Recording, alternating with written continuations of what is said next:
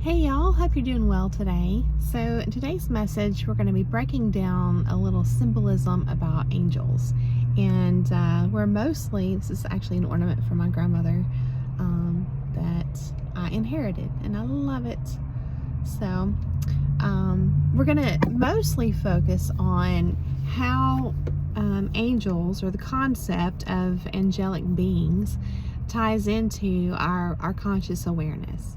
And so I hope you enjoy the presentation today, because this is such an incredibly deep topic. I feel like there could be just an entire series of videos on this, right? And maybe it's something we'll explore more in the future. I don't know, but let's just go ahead with my notes today, which are absolutely crazy. I've tried to cram so much on 4 pages, but I hope you enjoy it. So let me open by sharing a Bible verse with you all. And this is Hebrews chapter 13, verse 2. Says, "Be not forgetful to entertain strangers, for thereby some have entertained angels unawares." So I know, some of that language and the way it's phrased and everything is a little bit dated, but the usage of unawares, plural, is from the 1530s, which means without being aware, right? We can certainly use the context and figure that out. But how interesting is that? The concept that we see these other human beings in our life, throughout our life, and some just make incredible impacts in our lives, on us, and we just make the assumption that they're just another human being crossing our path, when in reality they could be sent directly from God as an angelic being, hidden in human form, hidden in our material reality, right? So therefore, within our ability to see them and even interact with them, right? They're hidden in plain sight, and yet we are not able to identify them as such most of the time. I will say that I've had some family members who have shared certain experiences with me where they were absolutely sure within moments that the person that they interacted with was in fact from another realm, right? Outside of this one here. And so I'm curious if you have any stories, if you care to share any of that in the comments. I would love to hear it. But yes, I thought that verse was just very interesting, right? Be not forgetful to entertain strangers, for thereby some have entertained angels unaware. So I looked up the word stranger in the online etymology dictionary. It's from the Latin extraneous, which means external or strange, or literally that is without. Okay, so just something to think on there and journal on yourself. So I feel like as far as this life journey, we all kind of want some level of comfort that comes from having some idea of what the plan is, and so therefore you have a lot of people, just heavy into research and philosophy and religious texts, and people who go down the road of fortune telling, or trying to figure out the future, and and I understand, because it's sort of like we're just thrown into this existence without instructions, or so it seems. But if you think about maps, when I was going down this path here, this whole concept of life, and where angels fit into that, the concept of it, how we just kind of want to see the bigger picture, the concept of maps came to mind. I don't feel like God shows us the entire roadmap, and I think that's for a reason. Okay, I think everything he does is for a reason. But sometimes I think he will show us certain parts of the map, stops along the way, or we may see the symbolism throughout our life, and it just registers or resonates with us as significant, but we don't know why. And then later we're given the legend, or the key, to look back and say, now this makes sense. It's really a magical process when you're not just totally enmeshed in ego and in a material way of approaching life. You can see the numinous element of it, and it's beautiful in that manner, right? So yeah, have you ever wondered why the part of the map that gives you the explanations for the symbols is called the legend or the key, right? Because again, I think we need that explanation. We desire that explanation, right? The Bible would call this wisdom, getting wisdom, and furthermore, understanding. Otherwise, we're lost. It's crucial, right? Which is why we're directed to seek. And we're told if we seek, we will find. If we knock, the door will be opened, okay? So, I'm just reminded of Bruce Almighty, that movie, and with all the signs that were just right in his face, just immediate answers to his prayers when he's just begging for signs, and they're right there, but he can't see them, okay?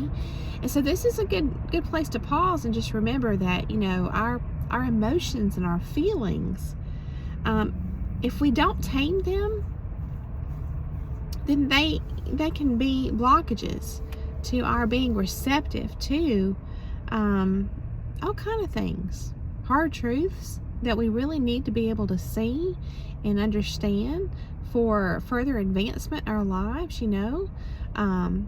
Emotions and feelings distort things, so I just encourage you to remember that, right? And just do what you need to do to make sure you're in balance there. But my question in this whole concept of angels here is, are there actual real messengers in our lives in this reality, right? A lot of people find meaning in experiences where they are really like premonitions. You hear people talk about having premonitions, right? Or even dreams that foretell the future. A lot of us have experienced that, and the dreams register in such a way that they feel like they're more than just a dream. It feels like it's significant, but we don't know why. But it's something that you don't forget. They're totally unforgettable for whatever reason, but we don't know why until later down the road. And then something happens in our life, and then we can look back on those dreams, and it's almost like there is a map drawn out to our lives, almost like destiny is a thing, right? But we know that free will is a thing too. So this is where you really have to expand your mind and not go into a black and white type thinking, either or, but just, if you consider the fact that God is supposed to be omnipowerful and omnipresent and everything, encompassing everything. You can't box God in conceptually, right? Or literally. Well, if we want to truly understand his design, then, at least to some degree, then the best we can do is to also not restrict our own thinking within those terms. We need to understand that paradox can actually lead us to deeper truths. So, but yeah, sometimes messages, because angels are known as messengers, right? And sometimes we receive these premonitions or the dreams that foretell the future, right? But another way we can receive messages is after something happens. And when that happens, a lot of times we call those confirmations. See? It's kind of like if something happens in our life and we're struggling with understanding why. is there, is this part of the plan, or, where's God in all of this and everything? Sometimes something can happen if we're truly asking, which we're told to ask. See, we're told to seek and to ask, to come from that position, not a place of demanding, not a place of resentment, not a place of from a place of anger, right? Again, that's why we have to really learn to tame those emotions and feelings, but a place of humility. Okay, so when we're asking for help, it can show up in these confirmations sometimes after the fact, and that lets us know, that there's some numinous element at work here. I'm not saying for sure that it was God's plan that something happened or what, but we know that the Bible says that God uses all things for the good of those who love him. So I think the greater message here is that we are not alone. See, we're not alone. So just something to think about. But yeah, I also thought it was kind of interesting that part of the map that gives us the explanations for the symbols is called the legend, because we have these legends, these myths, fairy tales, and folklore that are full of symbolism, just like a map, right? There's so much we can dig into there. But yes, angels have throughout history been known as messengers. In other words, they're known for trying to tell us something.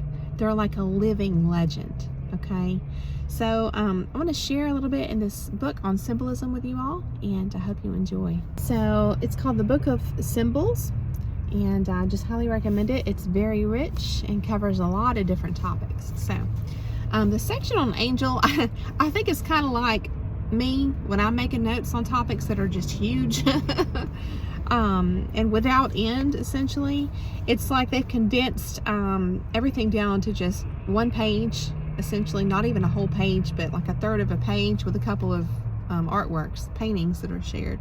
And I get it, because it's such a heavy topic, right? I feel like a book this size could be written just on angels, but they did a really good job. So I'm going to share this with you all. It says, whatever the nature of their overshadowing, angels faithfully alter our lives. Within the fire of their love lies the latent power for igniting terrifying judgment.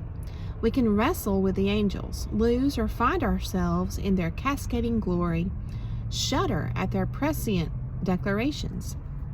Though not always benign and often portrayed as morally ambiguous, they are irresistible. Lucifer, and then in parentheses it says light bearer, illuminates the paradoxical association between rebellion and the fall into consciousness. The angels in Genesis chapter 6 verse 2 seduce human women and sire destructive giants. Yet in the book of Enoch, they also teach humanity the secrets of horticulture, metallurgy, astrology, and jewelry making. Angels may embody the potentially saving or the potentially annihilating. Reminds me of what's said about the river in the Frozen movies, how it's kind of like that. Has both sides, right? Potentially saving or the potentially annihilating. Who or what they are, we do not know. But they have stirred the imagination of artists, writers, mystics, and ordinary individuals of virtually every age and culture. Their name deriving from the Greek angelos, denoting one who announces or tells, a messenger. Angels are agents of supernatural revelation, proclamation, aid, and guidance. They approach us as emissary dreams, visions, and meditative states, manifest as celestial voices or choirs, human or animal shapes, male, female, or androgynous, star, cloud, or fire. Their great wings are tokens of access to supernal regions of knowledge and information unavailable to ourselves except in the bedazzling angelic moment.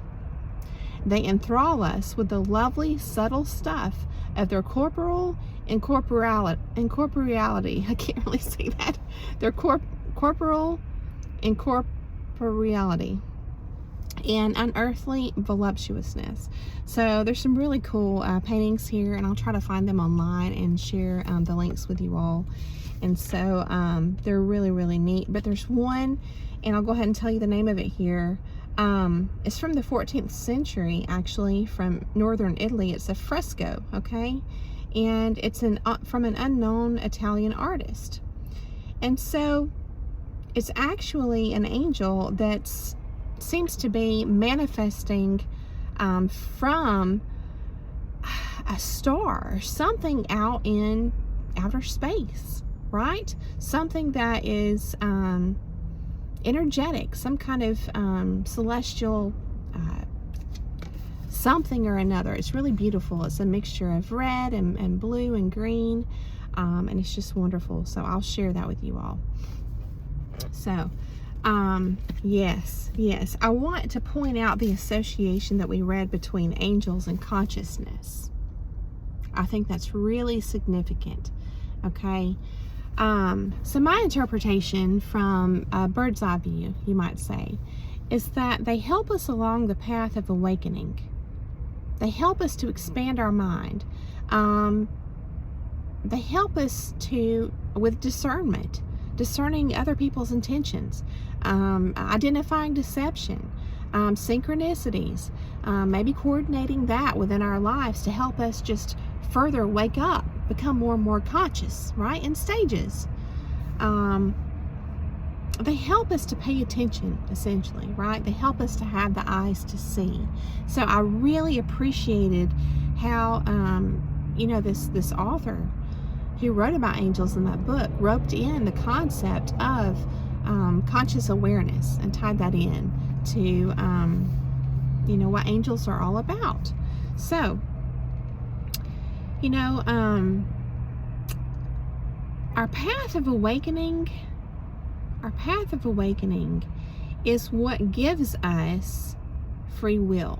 Because when you're acting from a place of unconsciousness, you're not fully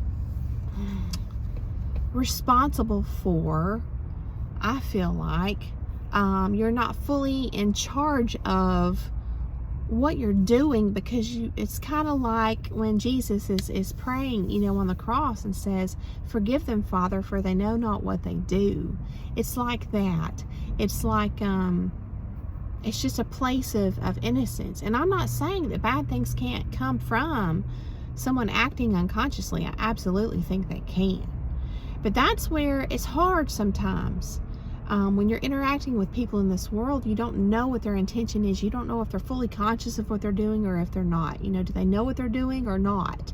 But I definitely think that when you're a real truth seeker and you're honestly asking for help, for guidance from above, I think that there are angelic forces at work that coordinate certain things in our life to help us to wake up and help us to have that discernment.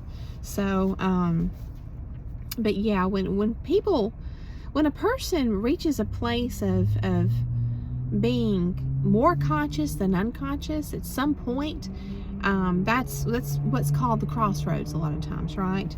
That's when things truly become a conscious choice, okay? And they're held accountable at that point, right? I say they, but it's we all are. So, in these stories, like all the ones I've shared with you all on my channel, like from the Women Who Run with the Wolves book, right? There's always helpers, on the main character's journey. And it's that way in our lives too. There's always helpers that cross our path. And, in the myths and fairy tales, sometimes these helpers are just good. And then other times they're, you're not real sure about it. They're kind of more like the trickster archetype, Maybe they're there to shake things up because your life needs to be shaken up. And then other times you just need support. You need to know that, you're worthy and valuable and loved, more like an approach from, like the gentleness of a loving mother. It's just, I think it's whatever we need, right? Kind of like that song, you can't always get what you want, but if you try, you just might get what you need, right? So these spirit guides, that, you know, that cross our path in these stories, or across the hero's path. Sometimes in these stories, it's a character that's acting from the darkness, from the dark side. Sometimes it's and I you know, it's like, where does this originate from? Again, I keep telling myself, and I'm going to keep sharing it with you all, God uses all things for the good of those who love him. It doesn't mean that he sends those bad entities to us, right? It's just all about your belief system. If you believe that it's all cohesive and working together, that's one thing, versus like this belief in a split kind of system, where you still have God above all of it, who works it all for good, but it's not his will to, you know, for you to experience the bad things. You know, it kind of all comes down to your belief system, see. And it's really interesting to read these different stories that have been preserved throughout time, and to see these dynamics, and to explore, you know, different concepts. I just encourage you to do that if you have interest. But the idea with angels, I feel like it's kind of a consensus, is that they, you know, you have spirit guides in these stories, but then you have like angelic beings, and the difference is that angels are believed to have our best interests at heart, you know, all the time. They're not viewed as you know, a trickster archetype, or, you know, somebody that's wanting to shake your life up and ultimately for the good, but you have to experience a lot of bad stuff first. You know, angels are, that's why they're always depicted as these, you know, innocent, you know, children characters, right? Cherubs. And so there's this such a pureness and goodness that's associated with angelic beings, that ultimately they are believed to come from the good part of the spiritual realm. Okay, so let me share with you all a quote, and this is from a different book. This is actually from this book, which is really cool. It's got all kind of quotes from presidents and all different kind of people throughout history, right? Historical figures. And I'm going to be reading from page 162, okay? And this is from Abraham Lincoln. And so the quote is, "I claim not to have controlled events, but confess plainly that events have controlled me." So this is certainly indicative that there's a higher power at work, okay? And that's what we're talking about today. So, you know, if you think about the process of waking up, only you can do it. No one can do it for you, okay? I mentioned the movie before, Waking Life. It's really cool. Just, I think it's got, what's his name? Like Ethan Hawke, and there's several different people in it. He's the main one that I think is famous, quote unquote. But it's really an incredible movie. It's almost like it's filmed like a, you know, a real life type movie, but then there's a filter placed over it to make it look like it's illustrated. It's really cool, but it's totally rich in philosophy and thought-provoking concepts. So I just encourage you to take a look at it if you have interest. But to be asleep, metaphorically, right, symbolically, it means to be spiritually or consciously asleep, or in other words, unconscious, right? Oblivious, unaware, okay? So, you know, you can never, I've mentioned this before, only you can do it, only you can wake yourself up. No one can do it for you, but because the numinous there's a part of that within us, see?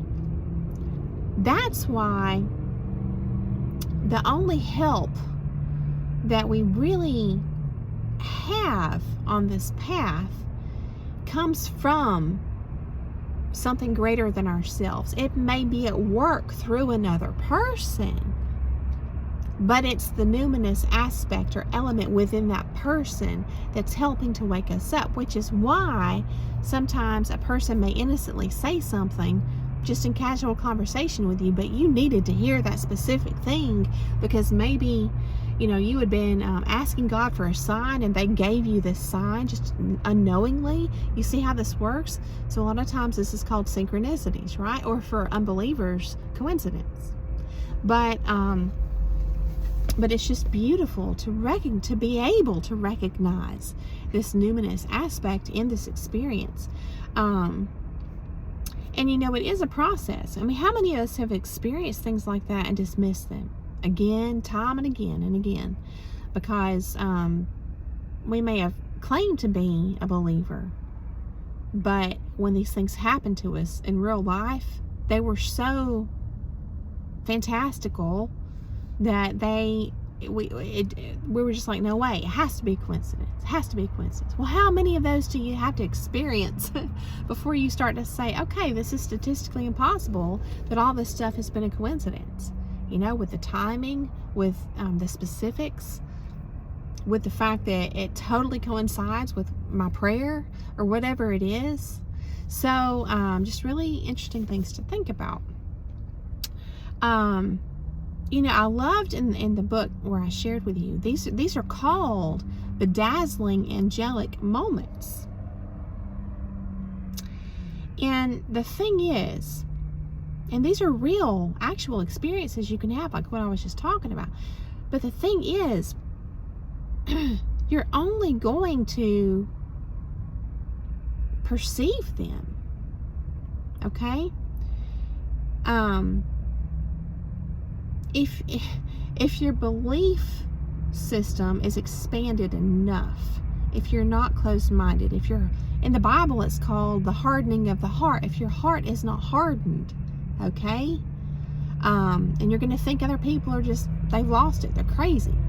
But it's a matter of the heart. It's a matter of being open enough perceptually to catch this stuff, and furthermore to value it, okay?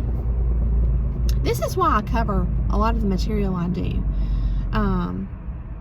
because it matters. Because you won't trust your own eyes and ears, even if what you see and hear is incredible. If it goes against your beliefs are like strongholds. Okay, they're like a structure, almost like this mental prison, sort of. Okay, so just make sure you work to break that as much as you can, so that you can be receptive, okay, and also work on your feelings and your emotions too, because they can serve as blockages as well. And as you're working through all this, you definitely need, and we've talked about this before, you need to keep some level of being rooted and grounded in reality and truth and virtue and integrity, and keeping your psyche stable as well. It's a balance. You have to work at it. But yes, let me share this with you all. I have a question for you. Have you ever thought about if God wants us to be conscious or not? Because on one hand, it's like when we aren't conscious, it's kind of like we're children. We're still like innocent children, totally dependent on His oversight and care, okay? Which is like in the story of the Garden of Eden, right? But on the other hand, we're told that wisdom is the principal thing. But, it says with all you're getting, get understanding. So if you're just, you're striving to get this wisdom, then it's like taking on the process of, figuring things out just on our own, right? Taking on the job ourselves as opposed to being dependent on God. So if you see the story of the Garden of Eden as the birth of free will, or the first usage of free will, it kind of makes sense. So I'm coming into the perspective that many things we often take as directives, and this is like when you're doing your research, right? Like parables in the Bible, and different, you can search a lot of different sources, but things that resonate with you on a deep level, we can take these as directives for how to live our lives. But my newest perspective is that they're actually showing us the design of the human experience. Because once you've experienced enough in life, you see all of this stuff brand new. It's like hindsight, and hindsight looking over your life, and you go back to these parables, you go back to these quotes, these nuggets of wisdom, or whatever you want to call them, and it's like, yeah, that did happen that way. Yep, I get it. Yep, I experienced that. See how that works? In other words, it's like these things are not so much directives as they are results. Kind of like a map, again, and you're on the journey, and you see what's ahead, but you don't really get it till you're immersed in it, okay? And then it's like suddenly that legend is unlocked. The key, right? You've actually obtained the key at that point. So, yeah, the Bible says we must become as little children again to enter into heaven. So I now understand this to mean that we must again depend on God to lead and guide us. But this time around, we're doing it consciously by choice. So instead of being dependent on God because you were unconscious, and instead of being conscious and aware and trying to do it yourself, now you're conscious and aware, and maybe you try doing it yourself for a while. But ultimately, you make the conscious choice to be dependent on God, the numinous help that He sends us in all the different forms. See?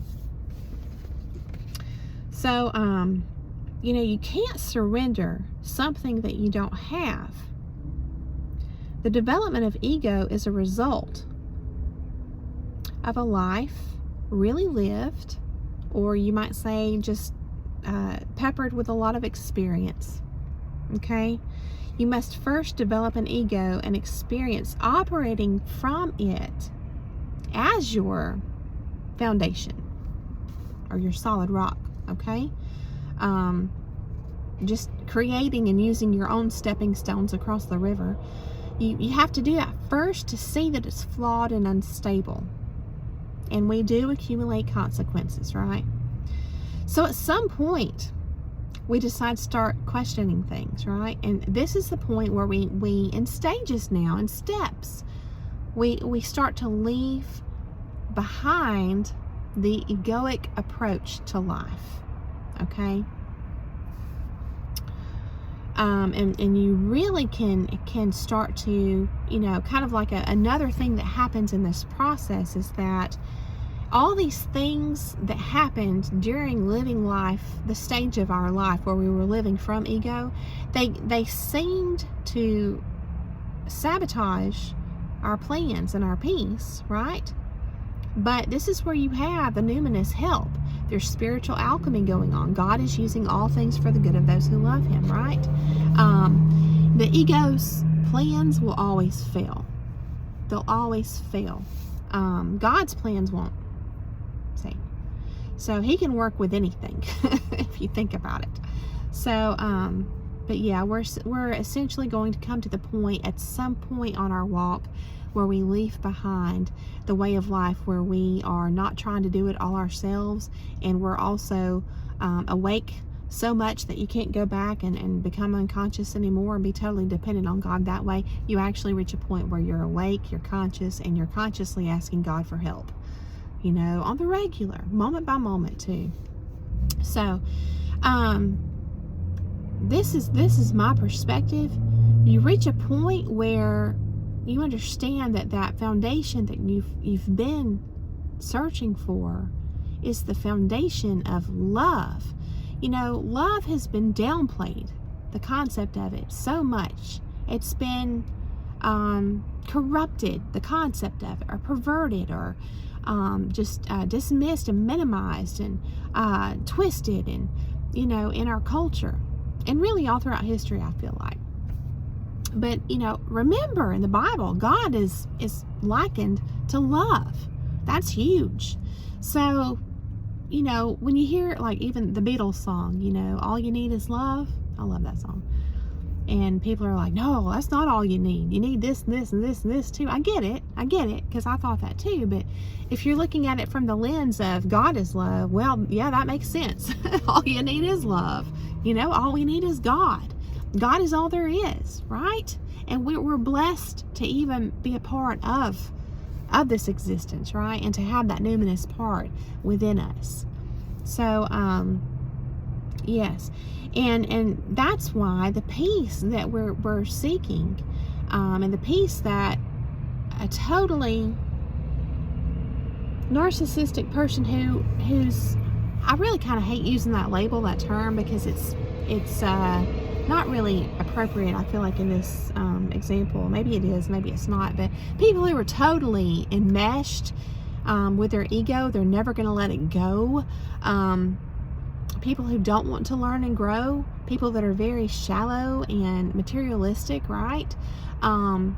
They're never going, they're always, if you notice, very irritable and just agitated, and they're never satisfied.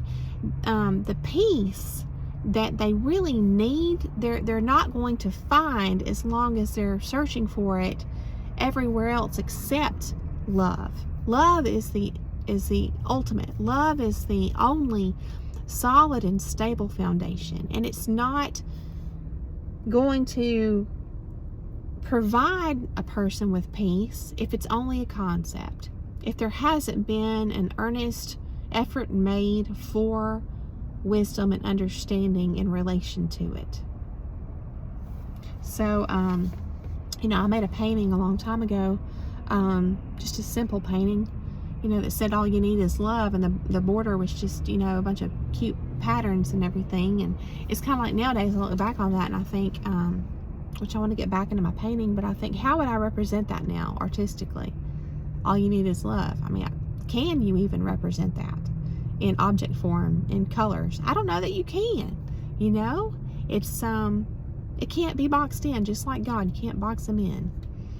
So when you come to a place of a lot of life experience, a lot of searching, and you have had several of those bedazzling angelic moments, your gratitude grows along with that, and you start to come into a deeper understanding of that kind of love, that is only understood through the numinous lens. So, and you can experience these things. Let me just say this: coming to that foundation of that rock solid foundation that you finally consciously root yourself into, that is God, that is love. That's, to me, what it means to metaphorically come home again. In all these stories and the hero's journey, all this that's the true coming home, the homecoming. And I know that in the Bible it talks about, transitioning out of this material reality into the spiritual. And I'm not saying that that's not the main true homecoming. I think it can be both. I think it can be experienced and also be true as both, literal, physical, and a part of your spiritual journey that you can experience while in this material form, coming home again. But you can experience these things and share all this stuff till the cows come home, but ultimately the understanding is going to be veiled to all who haven't experienced it firsthand. Okay, because these moments, these light bulb moments, right, where you've clicked into another level of awareness, that's contained within your own psyche. So it doesn't match. When you're trying to share this stuff with another person, a lot of times it doesn't match. And sometimes this right here can be, what causes even a long time connection or relationship to kind of just slowly dissolve, because you're not on the same frequency anymore. It's not like you're at a better, greater level. I mean, it's just the walk, it's just the path, and it's different for all of us. So, ego wants to come in sometimes, and it's sad when you can identify this in the spiritual community, no matter, if it's religion or what. It doesn't have to be religion. It can be other avenues people take, with regards to a spiritual path or walk. But, it's sad when ego wants to, come into the equation and try to, make someone prideful and feel better than. It's just, there's traps everywhere all the time, which is why we have to stay aware of that kind of stuff, and the Bible tells us to rebuke those kind of thoughts, anything negative, anything dark, anything that will pull us back into that way of life from the ego. So in the end, it comes down to experiencing these kind of things, life, hardships, challenges, trials, and tests, and the dazzling angelic moments. But I think that experiencing this stuff in stages and coming into more and more awareness in stages is on purpose and is by God's design, because that keeps us humble, doesn't it? It keeps the ego out of the way. And I don't know that we'll fully ever break the ego, but it's like it's more like we're just no longer lost and living unconsciously in denial. Okay? So it's like, in other words, we're no longer normalizing a way of life that's unconsciously driven by the need to cope. Okay?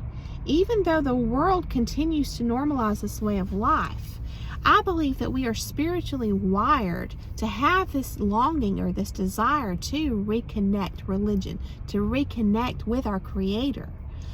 And there's so much in our culture that tries to deceive us, that is meant to be in the way from our realizing this. And I think that a lot of times the things that we normalize in our life as our hobbies, as our just our mindsets, our interests, our thought patterns, all this stuff, we normalize it, and we are encouraged to normalize it as well. But what they actually are is just crutches, and it's just different methods of coping, because, or trying to snuff out this inner voice that's trying to get our attention. See, remember, angels are messengers. The Holy Spirit, from the Christian lens inside of you, is a messenger as well.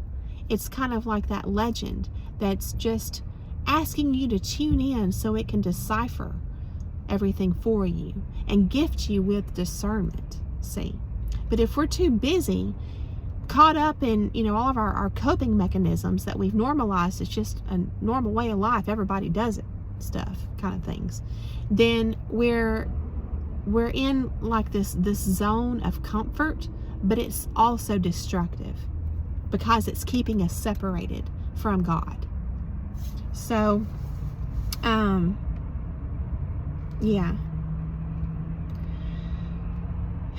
So we have migrated away, essentially. Okay, when you come into the awareness, like what we've been talking about throughout this whole presentation, and you've had enough experience and enough angelic moments, right, bedazzling moments, numinous moments, then you start to migrate away from your coping mechanisms that a lot of your friends and family may still be engaged in as part of their daily life, and they're like, well, he or she's kind of acting weird. Why do these things not interest them anymore? Well, you've migrated away. You've expanded. It's you don't need that stuff anymore. Your priorities change and shift. You're changed. See. So it's like we listened. We finally listened, right? And we took action, and we are changed. We're not perfect. We're not better. We're just in alignment with a different frequency. So I hope this message has been entertaining for you. I hope it's been insightful. I hope that you enjoyed it.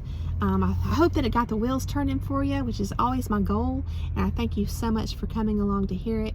I hope that you have a beautiful day, and I'll see you again very soon.